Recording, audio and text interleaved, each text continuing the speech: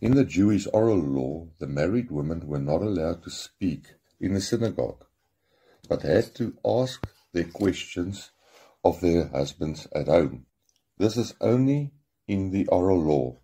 There is no such law in the law of Moses. This also shows us the era of the people Paul was addressing. Let your women keep silence in the churches. Note that in the King James Version it says your women, and not just women, as Paul is speaking about the marriage order. Paul is not addressing all women here. He is addressing the wives who were being talkative, disrupting the church service with their vocalized questions to their husbands.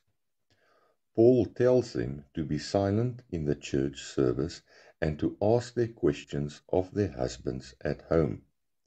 You cannot ask questions of your husband at home if you do not have a husband. Paul is not giving a commandment for all women for all times to always be totally silent in church. He is dealing with the local situation at the Corinthian church and the wives who were disrupting the church service. Paul is not giving a commandment for all women for all times to always be totally silent in church.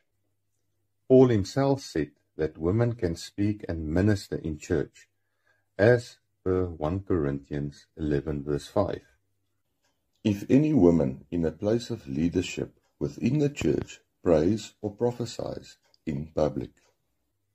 Nowhere in Paul's epistles does it tell wives to be in submission to other men, but only to be in submission to their own husbands. And this goes for men in church leadership as well. 1 Peter 3 verse 1. Wives, in the same way, submit yourselves to your own husbands.